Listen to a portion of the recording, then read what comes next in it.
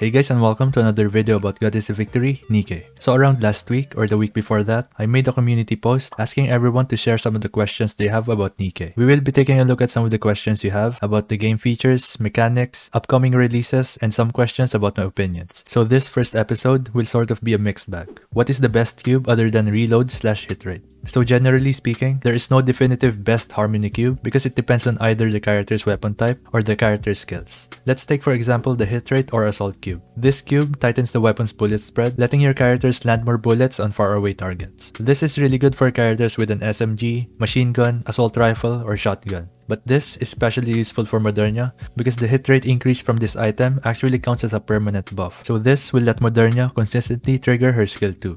And the same thing goes with the other cubes. You have to sort of use them as a band-aid for their weaknesses or to slightly boost their performance. The Onslaught cube, which gives your characters more charge damage, is really good for DPS units that either use a sniper rifle or rocket launcher. And something that a lot of people actually don't know about is that the Onslaught cube will actually work on Snow White and Maxwell's Burst. But you would still optimally use it on a rocket launcher or sniper rifle unit because a 2% damage increase on the burst is not that good compared to a 2% damage increase on normal attacks. The Resilience cube is good for characters with a slower reload speed like Scarlet and Rapunzel. The Bastion cube, which gives your unit 1 extra round after firing 10 rounds, is really good for machine gun units because they will get the most extra ammo out of all the weapon types. And lastly, the Adjutant cube, which I think is the worst one out of all the cubes, can be an okay option for units who want to fire a little bit faster, for example Senti, so that she can put up her shields faster. But if I'm being honest, a 1% charging speed buff is really not that noticeable.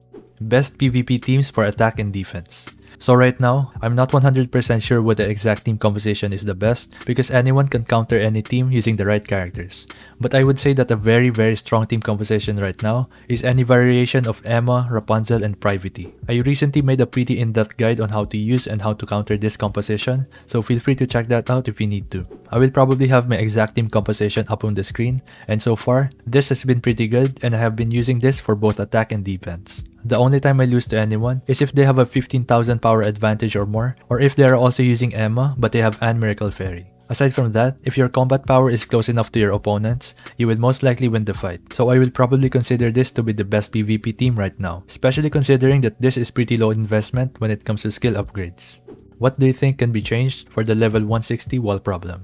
They already introduced the liberation system, which is okay and a step in the right direction, but in my opinion, the best solution would be introducing universal spare bodies or a spare body selector. The way I want them to introduce this is using the character molds. Whenever we don't get an SSR, we should be given some sort of fragment that can be traded in for a spare body selector from a specific manufacturer. Let's say that we need 10 fragments for one spare body selector. We should be able to get 2 or 3 fragments whenever we don't get an SSR from the high quality mold, and we should get 1 fragment for every non-SSR from the mid quality mold.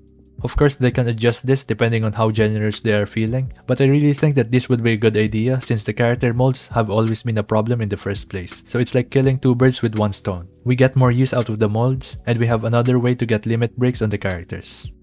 When do you think they will add guaranteed SSRs in a summon, or actual free-to-play units not time-gated, but event-based? If I'm being honest, this would probably not happen anytime soon if at all, but looking at the other gacha games, Nikke will probably give out a completely new SSR during their first anniversary, or maybe they will have a guaranteed SSR banner like the new commander recruitment, but everyone can pull for free.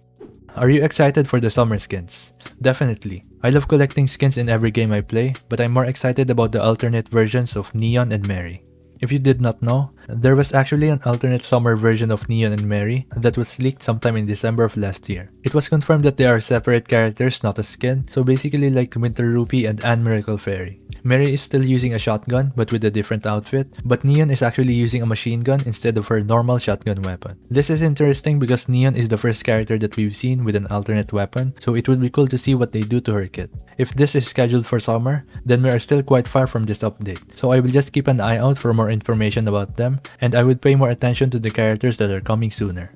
Should they add a dating mode in Nikke? Yeah, I don't see why not. We sort of already have a dating mode, and I'm referring to the advice system, but it would be nice if we actually had the dedicated dating mode, maybe something similar to Genshin's Hangout events, but of course with a touch of culture because it's Nikke. what collab, if any, would you personally like to see? So a few weeks ago, people were speculating that Chainsaw Man would be a potential collab because of a leaked event title. Which, I'm not against it, I would love to see this collab, but I just find it hard to picture how they will incorporate any of the main characters as a playable unit. The enemies from Chainsaw Man fit really well as enemies in Nikke, especially if you know what the gun devil looks like. Without spoiling anything, he basically looks like Chatterbox but with guns and a lot of them. A Chainsaw Man collab would be cool, but aside from that, I'd like to see something fresh. As much as I'd like to have a Nier Automata collab, everyone and their mom probably has played the game with 2B as a collab character. But at the same time, I wouldn't be mad if she makes it into Nikke. So for my top picks, I would say Cyberpunk 2077, just because they actually use guns and the characters will not look out of place in Nikke. And they can always do a collab with VTubers just like Counterside. And for the next question, who is your favorite Nikke with NPC included and for what reason? Right now I actually have two. For a playable Nikke, my favorite one is Private D, just because I really like how she looks in combat and I also like her Japanese voice. As for the NPC and soon to be playable character, I'm really liking Nihilister. And there's a big and obvious reason why I like her, but aside from that, I also like her because she has a unique weapon design which we really haven't seen before in Nikke. And on top of that, I can only imagine how her burst animation and live wallpaper will look like. So she's definitely one of my favorites and most anticipated characters. So yeah, that's about everything I have for this first Q&A. Let me know how you feel about this video format. Let me know if you want to change or add anything. And also, I'm thinking of doing a dedicated DPS Q&A for the next episode. So if you have any questions about any of the DPS characters in Nikke, if you want me to go over them, or if you have any questions about the combat and DPS mechanics in the game, feel free to put it down in the comments below. As always, if you liked what you see, don't forget to leave a like, comment, subscribe, and I'll see you on the next one. Peace.